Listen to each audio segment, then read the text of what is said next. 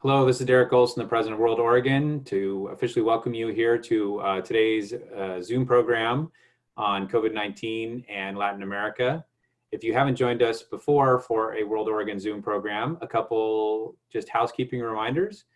This call or Zoom call is being recorded so we can post it later on YouTube for those who can't join it live. All participants' video and audio is muted. Since it's a webinar function, you can ask questions below in the Q&A function. We will also be posting items in the chat function, such as links to articles or other bits of information. Please do consider, as the speaker is talking, your questions. You can post in the Q&A for Program Director Tim DeRoche or myself to moderate around about 12:30 time. And a reminder that this is a program presented free to all WorldOregon members. If you're not a WorldOregon member, we encourage you to join on our website, worldoregon.org. Your membership helps us sustain our programming like this.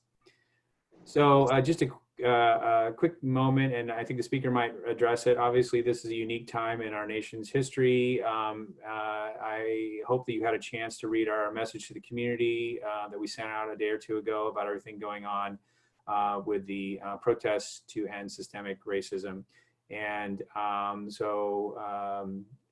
we're not going to really be diving into that topic today, I appreciate this is a unique situation in our nation's history, and we wanted to acknowledge that and refer you to the statement that we emailed around to the community.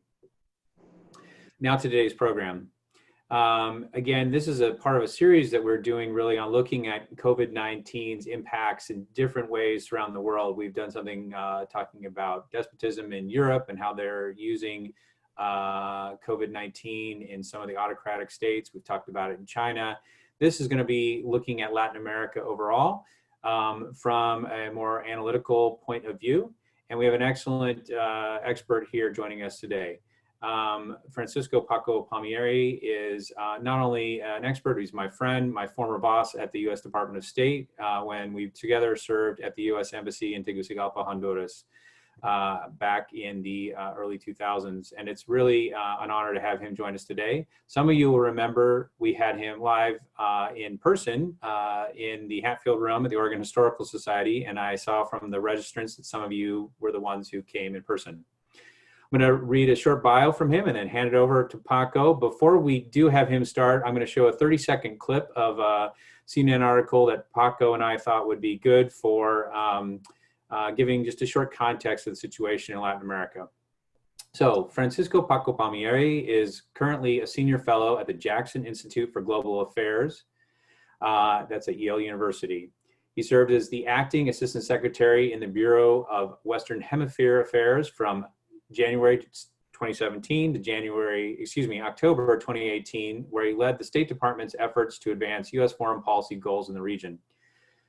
He managed the successful Summit of the Americas in 2018 in Peru, U.S. engagement with the Lima Group in unifying 15 Western democracies in a multilateral diplomatic response to the crisis in Venezuela, the reorientation of U.S. foreign policy and assistance in support of the Colombia peace process, the formulation and adaptation of a new comprehensive U.S. political and economic Caribbean 2020 strategy, and the launch of the renegotiation of the 50-year-old Columbia River Treaty with Canada of great importance to our region here, and many other important tasks.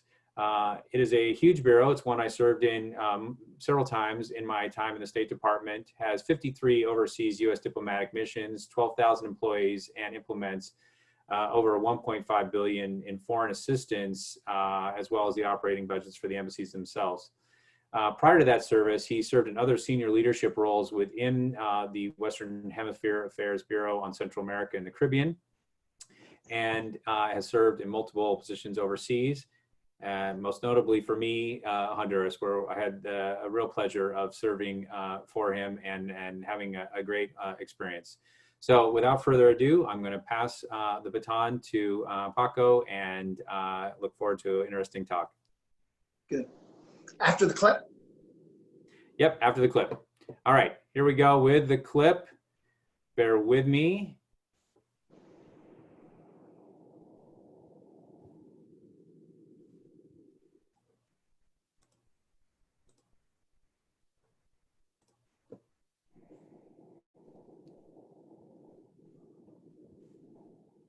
As COVID-19 sweeps through the new epicenter of the pandemic, Latin America, there are new fears about what it will do to the region's poor.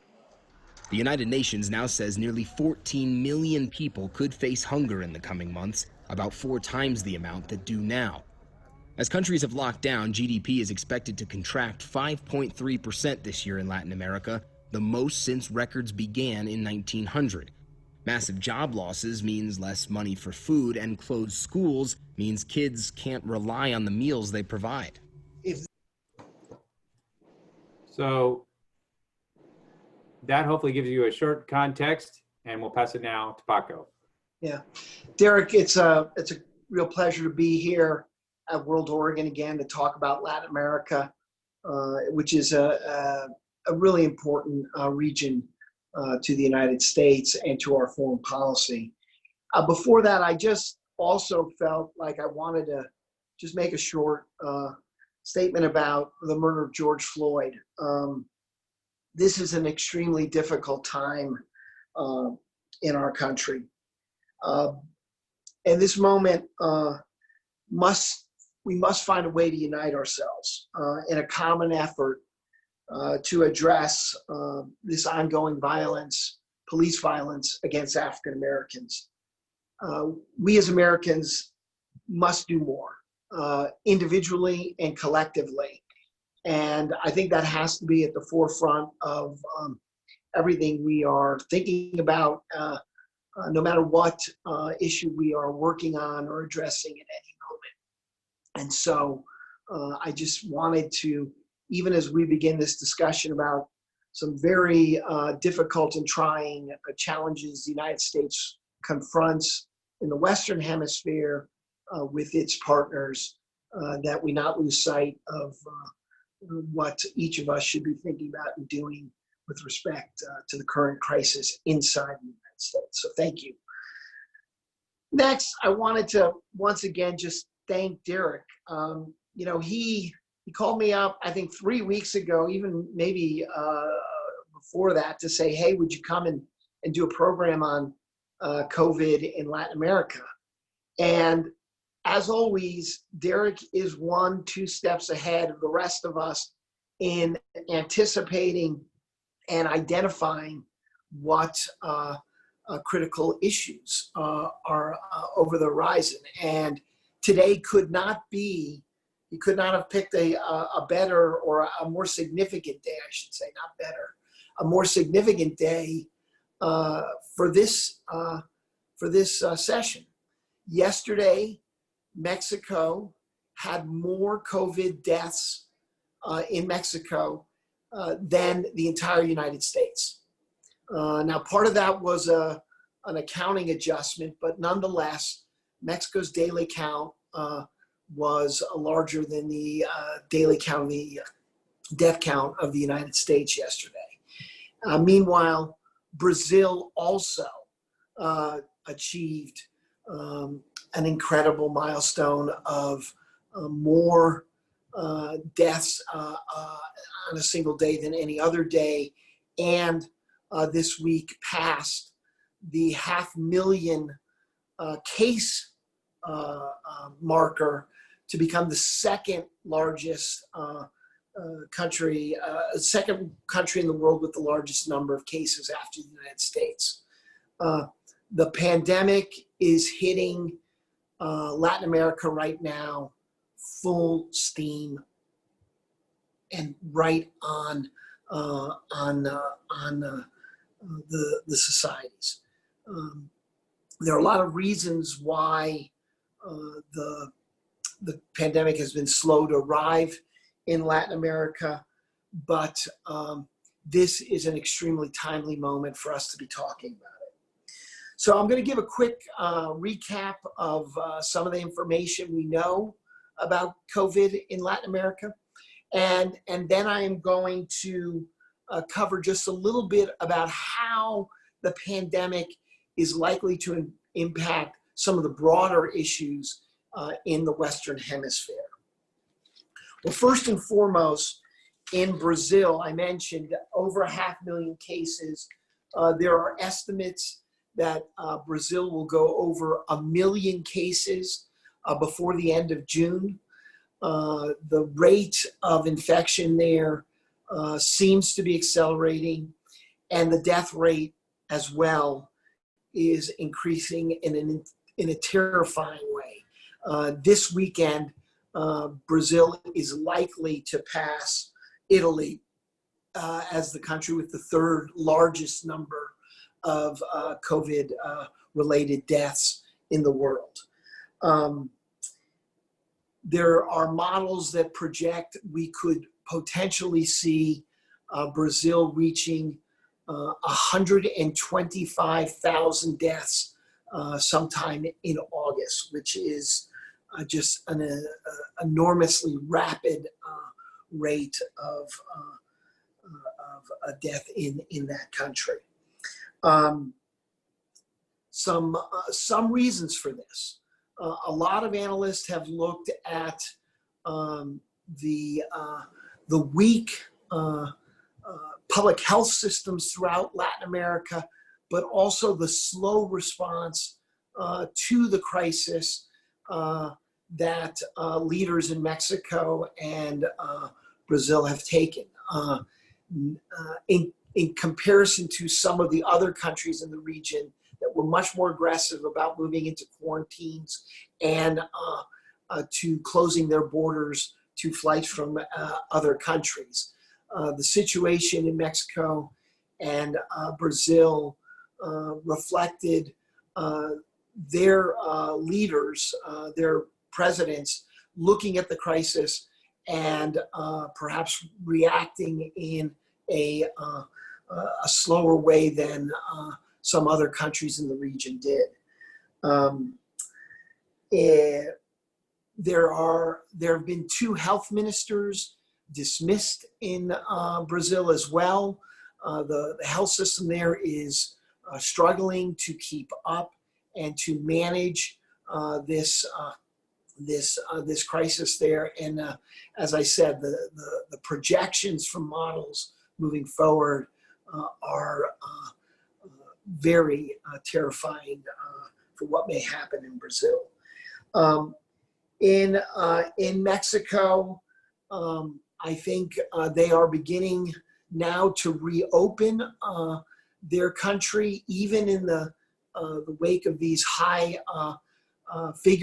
death figures that are being reported, and despite, according to reporting, public health authorities still having much of the different states of Mexico in kind of a red alert status. It will be interesting to see how Mexico moving forward manages this reopening. The president is very concerned about the economic impact on Mexico's economy as well. And so we'll see what happens there. The other 4 countries that have been at the top of the issues related to COVID have been Peru, Chile, Ecuador, and Colombia. Peru, unlike Mexico and Brazil, took a very aggressive public health stance. The president instituted a nationwide quarantine, immediately limited flights, but it has not ameliorated the spread of the virus in Peru. And Peru is the 3rd most afflicted country in Latin America in terms of cases. And it is spread throughout the entire country, not just in the capital Lima, but also in the Amazon eastern regions of Peru. Chile, likewise, initially tried to respond with some strong quarantine measures and to control its borders as well, but really is suffering very high rates, death rates per 100,000 compared to other countries in the hemisphere, and continues to wrestle with a growing number of cases.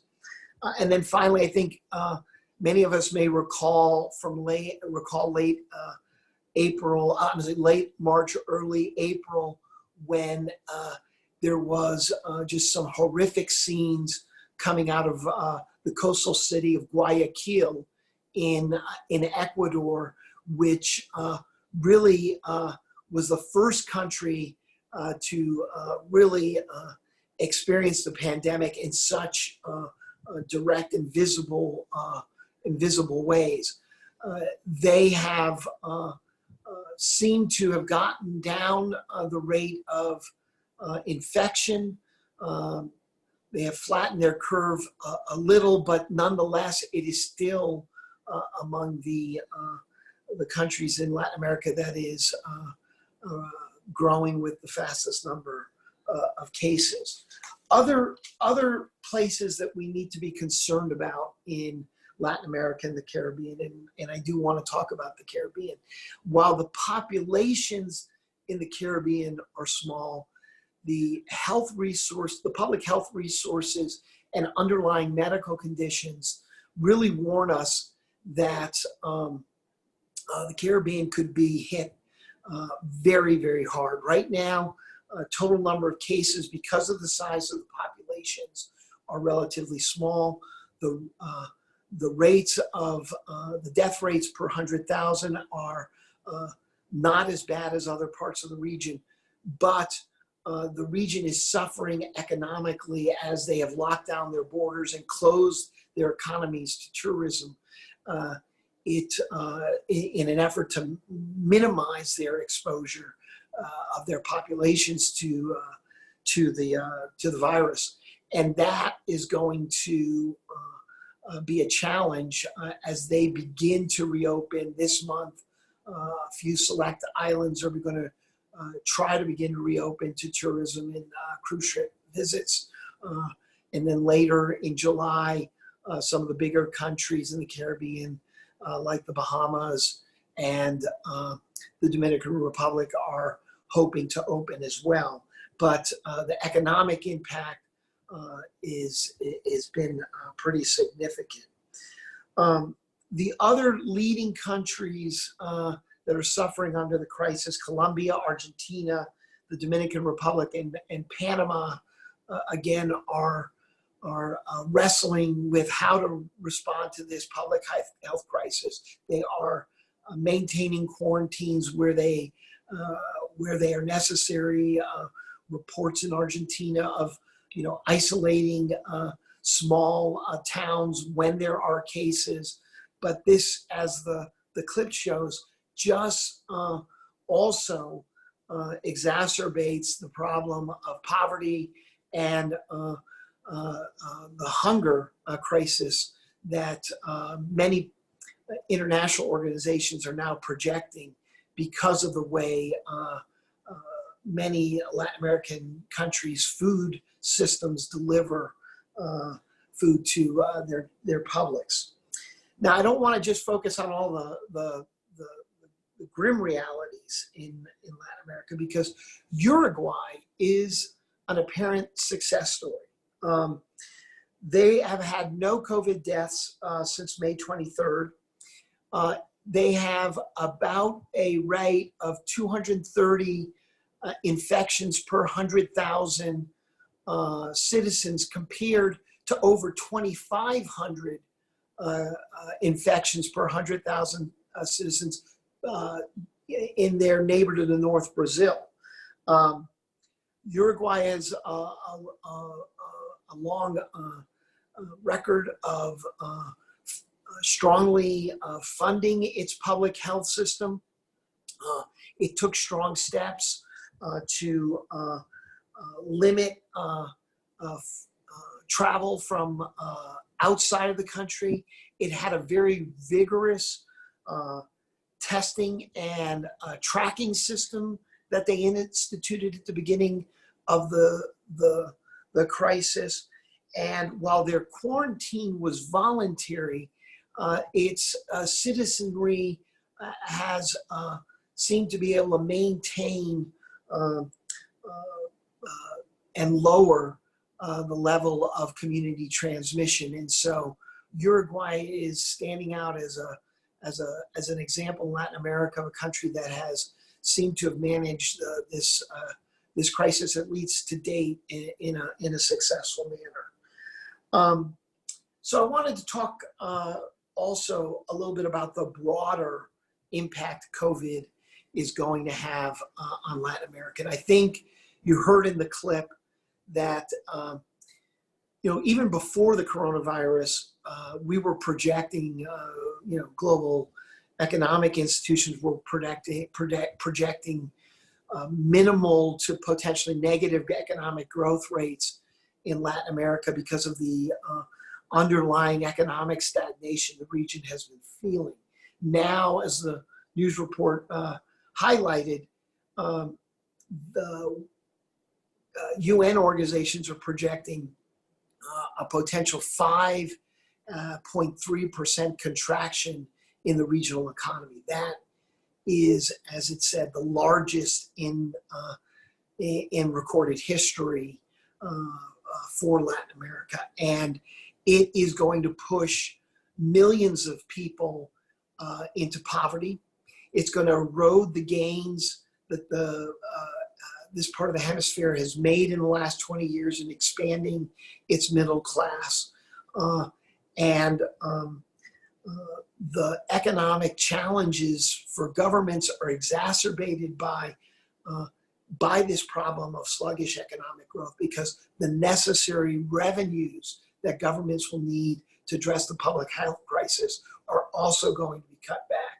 And unlike the United States, governments are really limited in their ability to stimulate economic activity to reactivate their economies. They are already suffering under very significant debt burdens.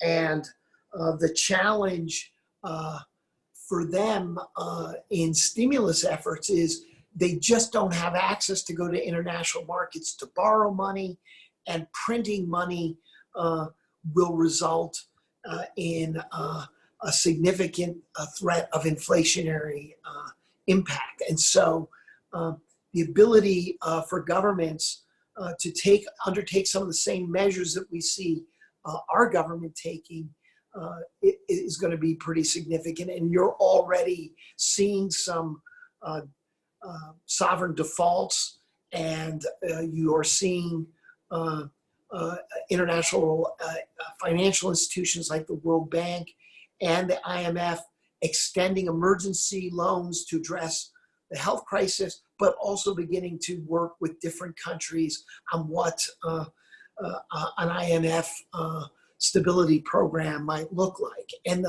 the problem with IMF stability programs in Latin America is that they are deeply unpopular with the broader citizenry.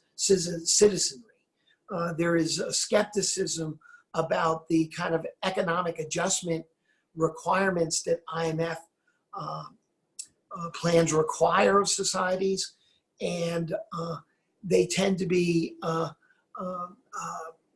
points of attack for populists in the region. And so it is a very difficult mix that governments and leaders in these governments are going to have to manage in order to find a way to get access to funding to reactivate their economies, to deal with the public health crisis, while avoiding the extreme negative economic impacts that you can have from uncontrolled debt. I think it's important to understand that in Latin America, the informal sector of their economy is larger than the formal sector. The informal sector, people who make anywhere from $2 to $5 to $10 a day working on the streets, it represents more than 55% of the regional economy, according to some international economic institutions, and more than 140 million people work in the informal sector. To give you a comparison, recent estimates of the U.S. informal sector of our economy and its percent of our gross domestic product put it at 6 to 8%. So you're talking about something that is on an order of magnitudes 9 to 10 times greater, and with all the problems that come from a large informal economy, the inability to collect the tax revenues and the government revenues you need to provide services. And so governments are going to be doubly hit there as well. Finally, well, no, not finally, another issue that Latin America has been confronting, and it's not unique to this region, but the problem of corruption. It has been a priority of U.S. Policy in this hemisphere to address this problem of public corruption. And I just thought I'd share a couple of recent cases that have been reported of public corruption in the health sector of Latin America.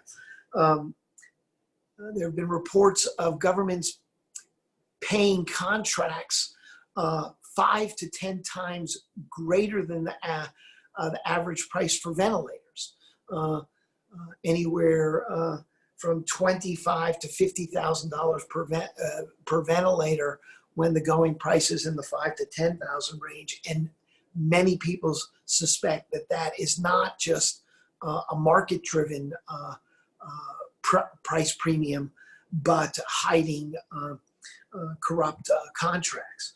Another example is a recent country bought body bags for corpses that would usually cost for the purchase about $50,000. They ended up paying over $600,000 in a transaction that is very suspect.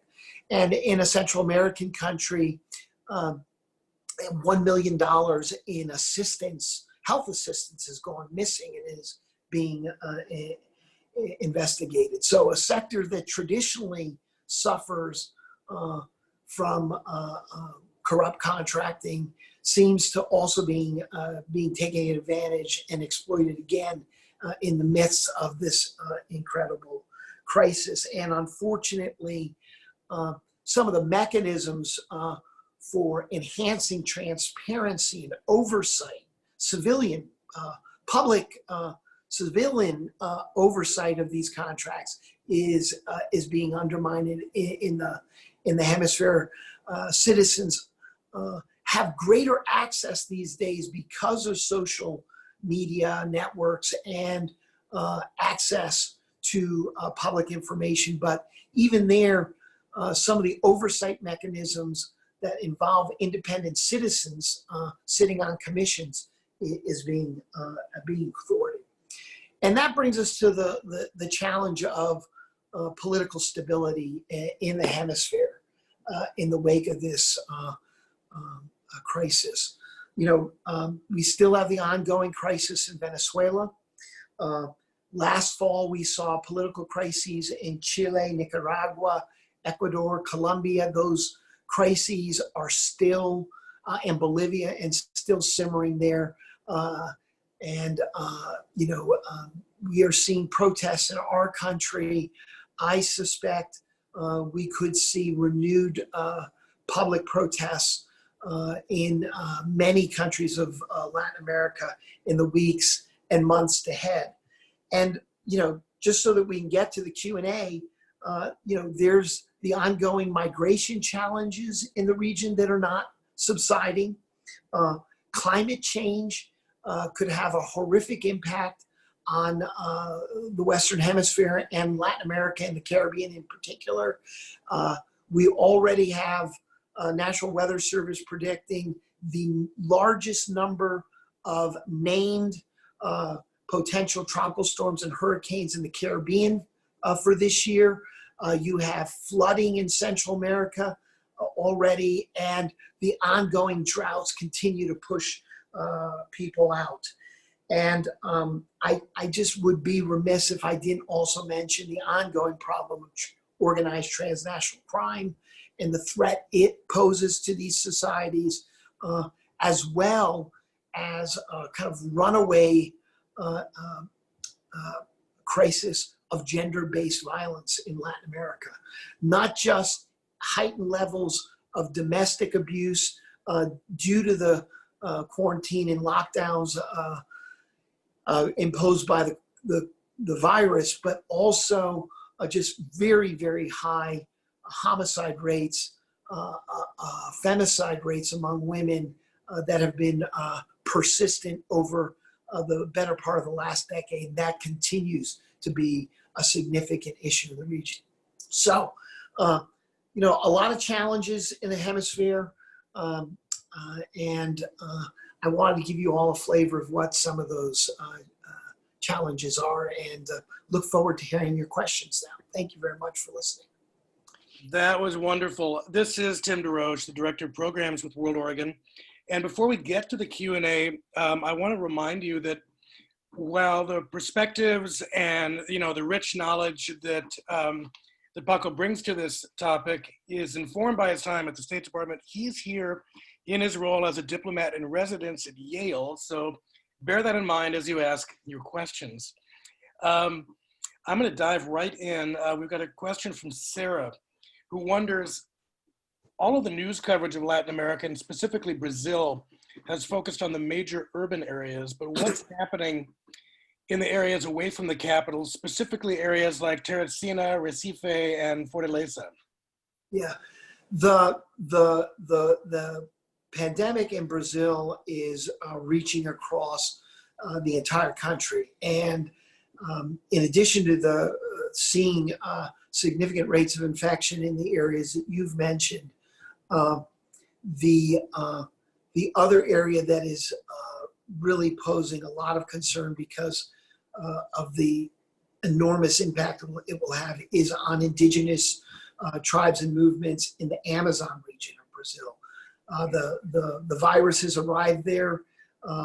The health resources available in those regions are extremely limited, and there is just enormous concern that the virus could have a catastrophic impact on indigenous populations throughout the hemisphere. So Meg wonders, could you comment on the cultural influence, like the importance of staying connected with big extended families? She just spoke to a Hispanic friend who has a big extended family, and they're all meeting for a 3-day birthday celebration. I said, be safe, and he said, it's okay, it's family, as if being family was a protection. And I guess the question really is there a challenge in terms of public health education in countering things like this? Well, public health resources have been chronically strained in Latin America. The level of public investment has really lagged historically. And despite everything Peru's president did in trying to limit the exposure, I think more than the cultural, familial interconnectedness was the fact that Peru had such a large informal economy that literally people survive hand to mouth, day by day, by what they're able to go and work and do. And so you still had large numbers of the informal sector out there on the streets, hustling, trying to make that daily living wage that they need to survive. In addition, public food markets tend to be open and enclosed and very densely patronized. And so there are a lot of those factors that I think are driving. I'll just say, even here in the United States, we see general publics as quarantine restrictions are being relaxed, immediately flocking out and operating sometimes under the mistaken belief that it's safe now. And so, I think that's a challenge across all societies and cultures as people yearn to maintain some of that connectedness to family and friends. And I don't see it as a particularly unique Hispanic, Latin American threat, except to the extent that where you have extreme poverty and people living in very small enclosed housing conditions, it's almost impossible in the favelas of Rio or the barrios of Bogota to have the social distancing at home that other countries may be able to engineer. So I'm wondering if you can comment. I mean, you've got populist regimes on both the right and the left. I mean, I think about, Ortega, you've got Brazil, and the relationship between populist regimes and public health response, and sort of how that spirals out toward issues around free speech and journalism. Yeah, I think the challenge for journalists in Latin America has been ongoing and been particularly acute over the last decade. The numbers of journalists who have been killed in Mexico and in other parts of the hemisphere have been significant. There is no question that populism, there's been a swing back toward populism in Latin America, and that the populists do try to minimize and undermine media outlets that are conducting themselves in that democratic tradition of a free press. And I think that's really important because this hemisphere is a democratic hemisphere, that those societies continue to protect and foster that freedom of the press. It's a critical oversight element of a well-functioning democracy, and there's no question in Latin America that journalists have been under siege. So here's a good one to sort of bring back on that. This is from Glenn.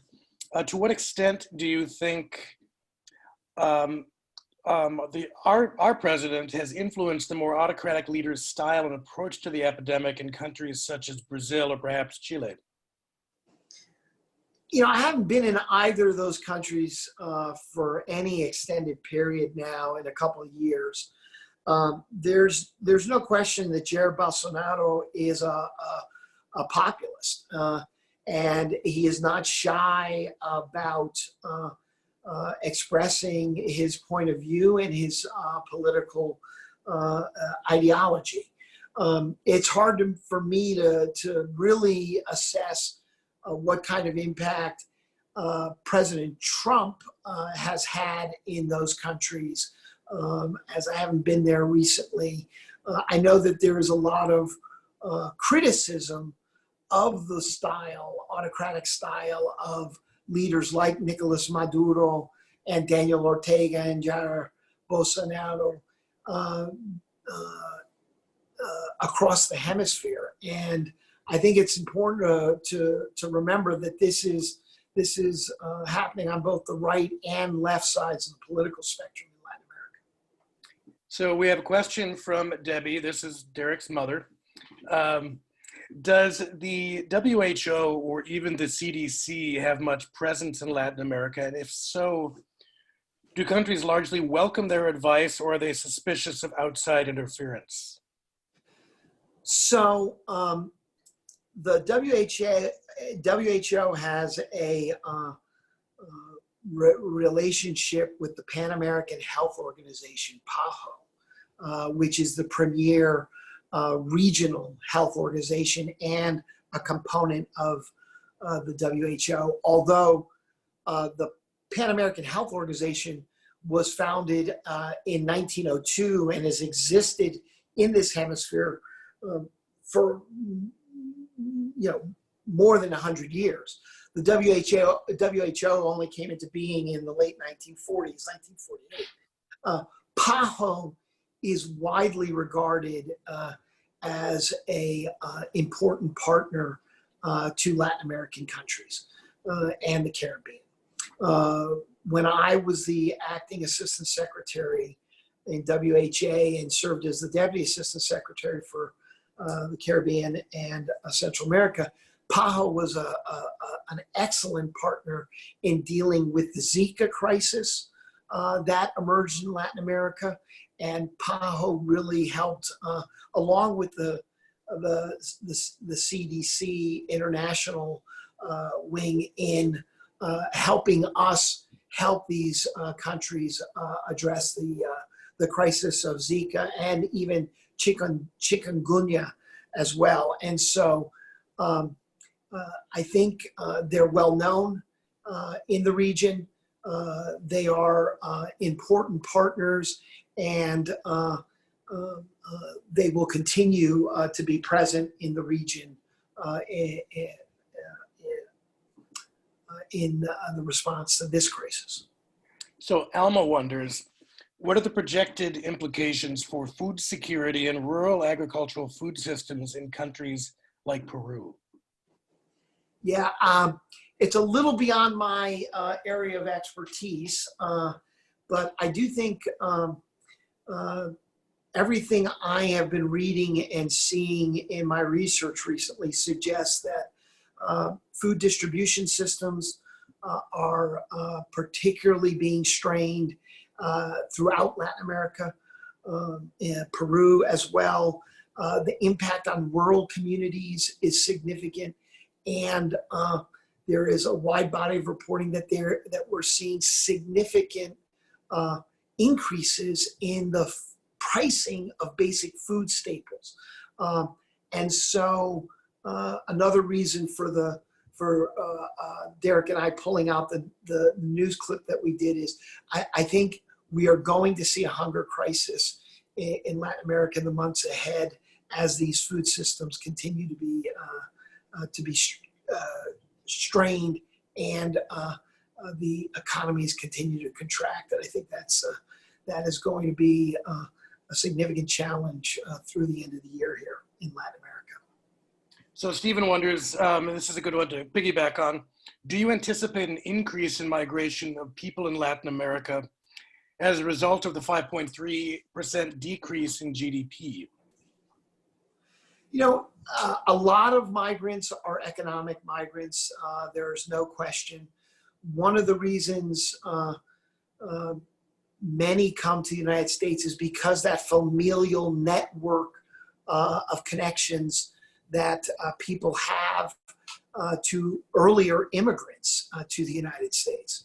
So, you know, it's hard to know with precision what the impact of the economic retraction will have on migration, but I think we can anticipate greater poverty levels, greater desperation on the part of people in Latin America, and that will lead them to move. You've already seen significant movements of people over the last decade from Venezuela, out of Venezuela to other parts of South America. Haitian communities, Haitian out migration after the earthquake to the Caribbean and to Brazil and to Chile. Nicaraguans also surge migration into Costa Rica. And so this is not just a U.S. border challenge, but this is a regional crisis that is going to have to be addressed as well. And, oh, by the way, we are also have been tracking over the last few years that there's been an increase of migration from other parts of the world, Asia, Africa, through South American countries, and all the way up to our borders as well. So I think migration is going to be with us for a while, and we're going to have to figure out how to continue to address it, particularly in the wake of the pandemic and the economic crisis that it is going to cause. So we read an awful lot about China's investment in Latin American countries. And I'm curious because as we've seen, there's been a pretty big effort to demonize China as the origin of the pandemic. And I'm curious how the relationship between China and Latin American countries currently is faring in the face of the pandemic. And is there a backlash against the Chinese in the same way that we're seeing within our own borders? Yeah, I don't think as I think we're entering now this kind of peak period for the pandemic in Latin America, becoming the epicenter here. I think it will be interesting to see how governments and publics react to China in the region. China's presence is not always seen as a benign, positive one, although it does a very good job of investing in these kind of flagship infrastructure projects that create a lot of splash for their presence. I think the real impact for Latin America is that China has been such an important market for its natural resources, both agriculture and otherwise, and fueled a lot of the economic growth at the beginning of this century in Latin America, that governments are still, I think, going to approach relations with China cautiously because they represent an important market for them. But I don't think we should be kidding ourselves that this is not a significant competitor for the United States and our security and economic interests in Latin America. And we're going to have to engage and watch China very closely as it continues its effort to penetrate into Latin America.